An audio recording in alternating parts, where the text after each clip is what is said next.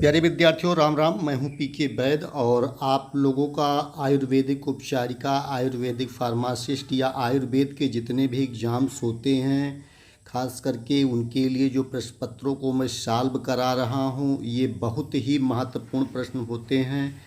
विगत 10 से 15 वर्षों में पूछे जाने वाले प्रश्नों का जो है समावेश करके मैं जो है आप लोगों के लिए लेके आता हूं।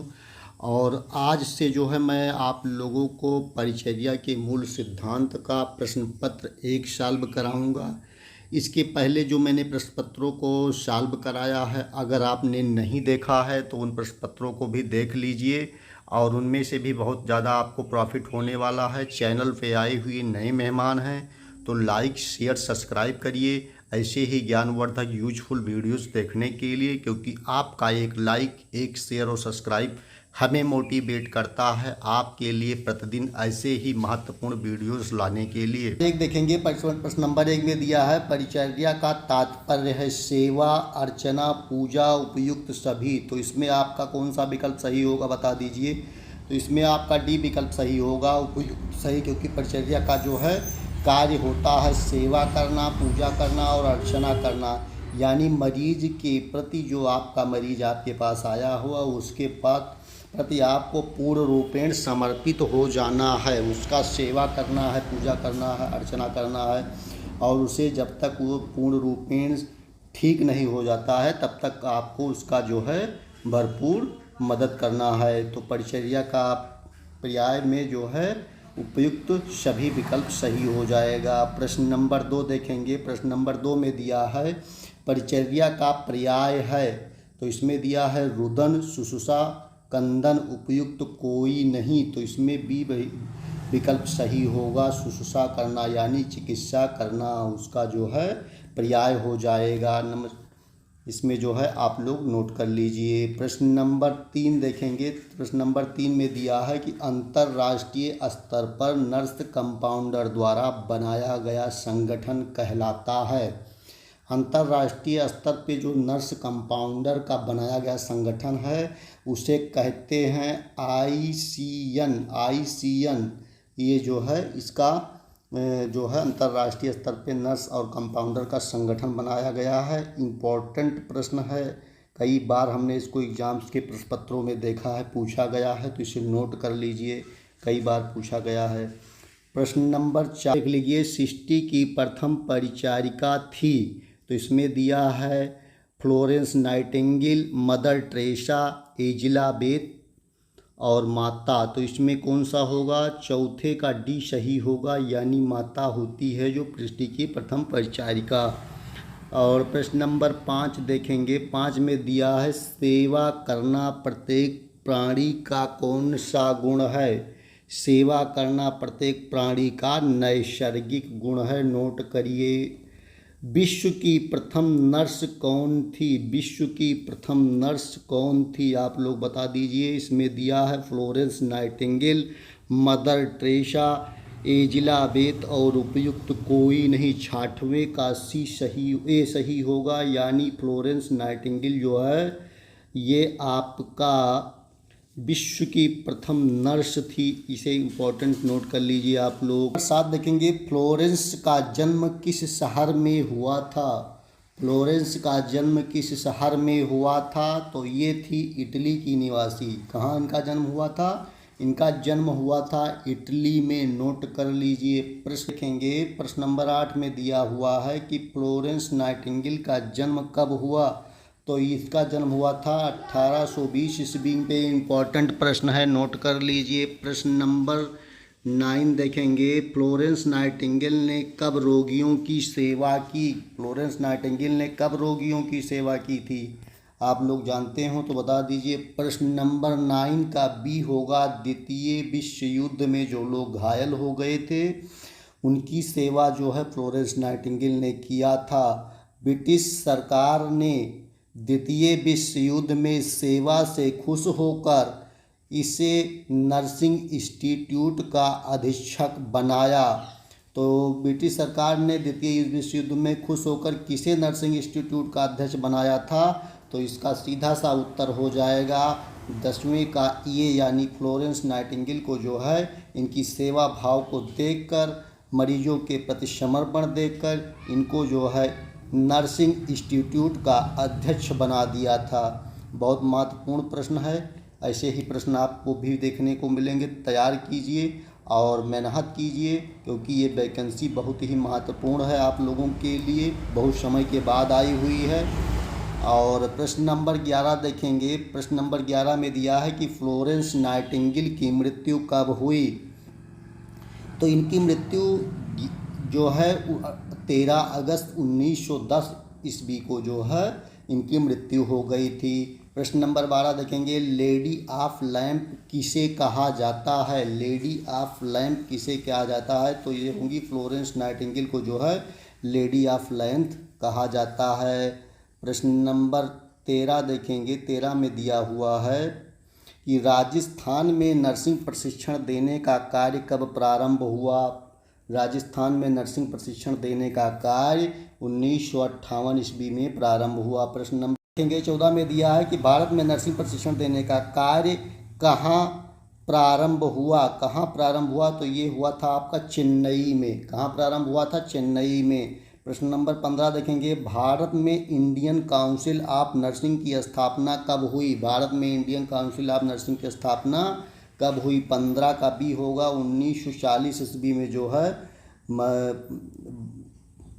इंडियन नर्सिंग काउंसिल की स्थापना की गई थी। नोट कर लीजिए। प्रश्न नंबर 16 देखेंगे। 16 नंबर प्रश्न में दिया हुआ है कि राजस्थान में नर्स कंपाउंडर को प्रशिक्षण देने का कार्य कब प्रारंभ हुआ। 16 नंबर प्रश्न का सी सही होगा, यानी 1958 ईस्वी में राजस्थान में नर्स और कंपाउंडर को प्रशिक्षण देने का कार्य शुरू किया गया। प्रश्न नंबर 17 देखेंगे। राजस्थान में नर्स कंपाउंडर को प्रशिक्षण देने का कार्य प्रारंभ किसके द्वारा प्रारंभ किया गया। 17 का सी सही होगा, यानी आयुर्वेद निर्देशालय अजमेर के द्वारा जो है शुरू किया गया। इसका सी विकल्प सही होगा। नोट कर लीजिए आप लोग। प्रश्न नंबर 18 देख लेंगे।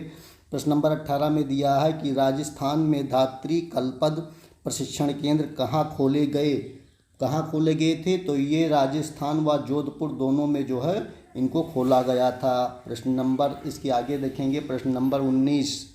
प्रश्न नंबर 19 में दिया है कि धात्री कल्पद कार्यक्रम का डिप्लोमा कब प्रारंभ किया गया।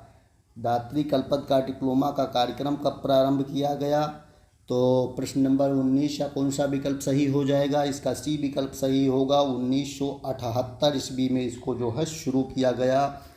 तो नोट कर लीजिए आप लोग। प्रश्न नंबर 20 देखेंगे। राजस्थान में नर्स कंपाउंडर डिप्लोमा कोर्स किसके द्वारा प्रारंभ किया गया। तो इसमें दिया है राजस्थान विश्वविद्यालय जयपुर के द्वारा, राजस्थान आयुर्वेद विश्वविद्यालय जोधपुर के द्वारा, आयुर्वेद निर्देशालय अजमेर के द्वारा, स्वास्थ्य विभाग जयपुर के द्वारा। प्रश्न नंबर 20 का कौन सा विकल्प सही होगा। ये विकल्प सही होगा, राजस्थान विश्वविद्यालय जयपुर के द्वारा जो है ये कार्यक्रम शुरू किया गया। प्रश्न नंबर 21 देखेंगे। प्रश्न नंबर 21 में दिया है कि राजस्थान में नर्स कंपाउंडर डिप्लोमा कोर्स कब तक राजस्थान विश्वविद्यालय से संबंध रहा। प्रश्न नंबर 21 में है राजस्थान में नर्स कंपाउंडर डिप्लोमा कोर्स कब तक राजस्थान विश्वविद्यालय जयपुर से संबद्ध रहा। तो इसका 21 का सी विकल्प सही होगा। 2002 तक ये जो है संबंध रहा।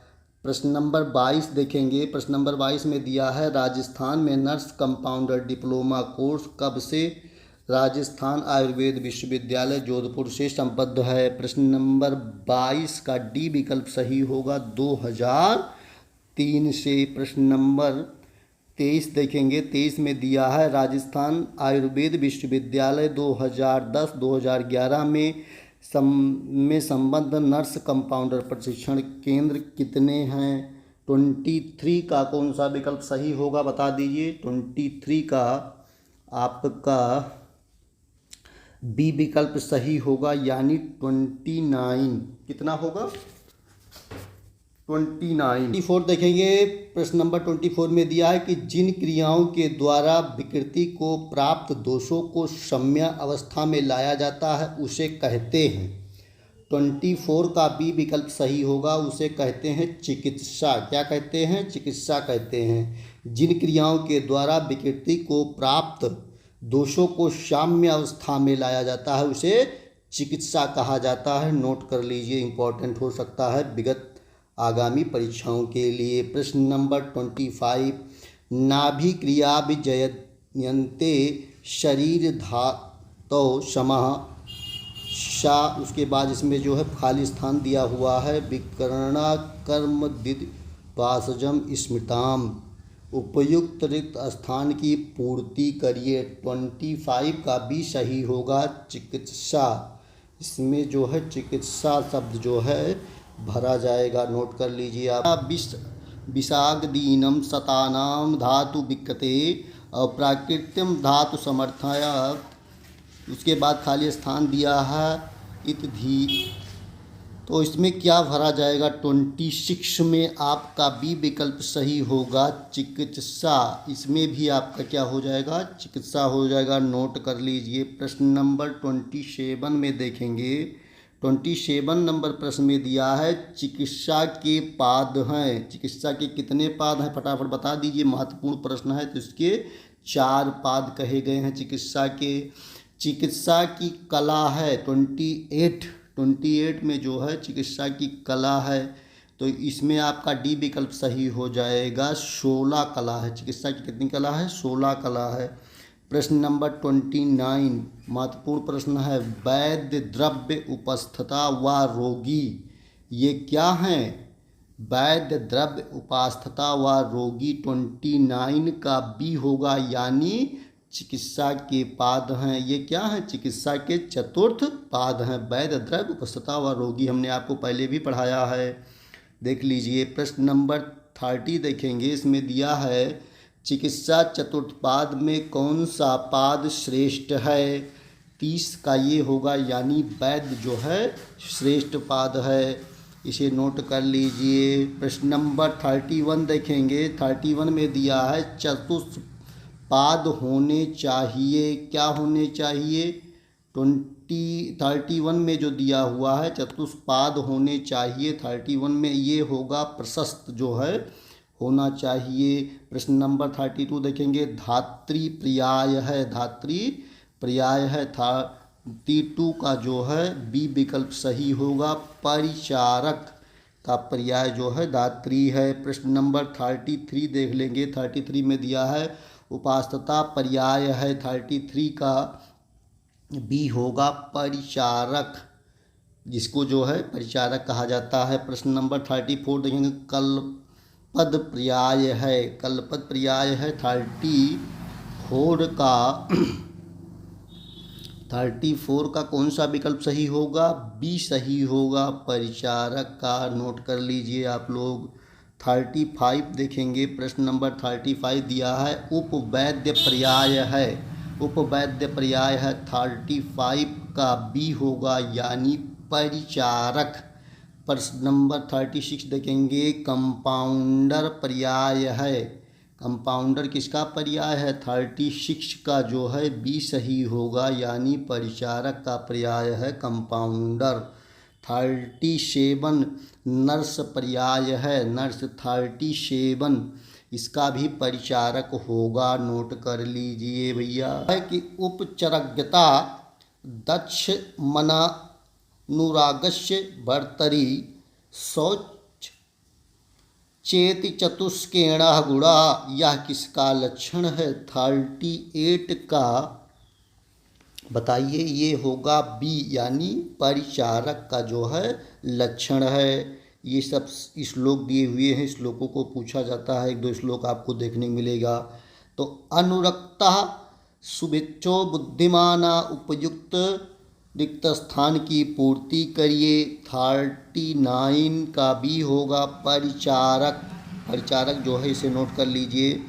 प्रश्न नंबर 40 देखेंगे। इसमें दिया है वह कौन सा लक्षण है जो वैद्य व परिचारक दोनों में पाया जाता है? कौन सा लक्षण है भैया? तो इसमें होगा दक्ष। दोनों अगर दक्ष होंगे तभी आपका जो है काम सफल होने वाला है। प्रश्न नंबर 41 देखेंगे। वह कौन सा लक्षण है जो वैद्य परिचारक दोनों में पाया जाता है? 41 दोबारा दूसरा इसी तरह को घुमा फिरा के प्रश्न पूछ लिए जाते हैं। इसमें होगा सूची। जैसे विकल्प के हिसाब से आपको उत्तर देना होगा, ऐसा नहीं कि जो आप अपने मन से याद किए वही टिक लगाते चले जाएंगे, वो विकल्प में नहीं मिल रहा तो आप ढूंढते परेशान हो जा रहे हैं।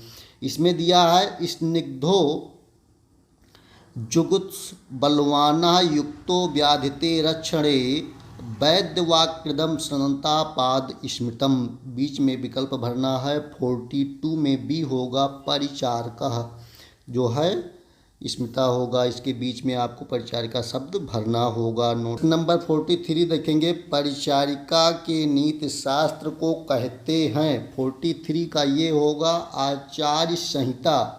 परिचारिका के नीति शास्त्र को क्या कहते हैं? आचार्य संहिता कहते हैं। 44 देख लीजिए, महत्वपूर्ण होगा सैद्धांतिक व प्रायोगिक ज्ञान, दक्षता व पवित्रता किसका लक्षण है? 44 का ये विकल्प सही होगा, वैद्य का। नोट कर लीजिए।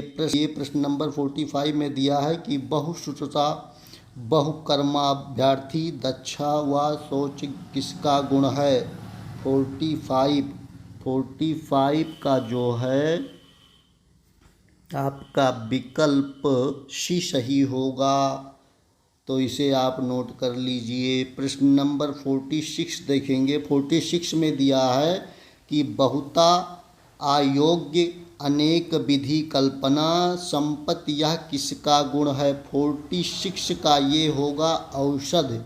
औषध का जो है ये गुण होता है कि बाहुल्या योग्यता अनेक विधि कल्पना अनुपहत या किसका गुण है? 47 का ये होगा औषधि का गुण है।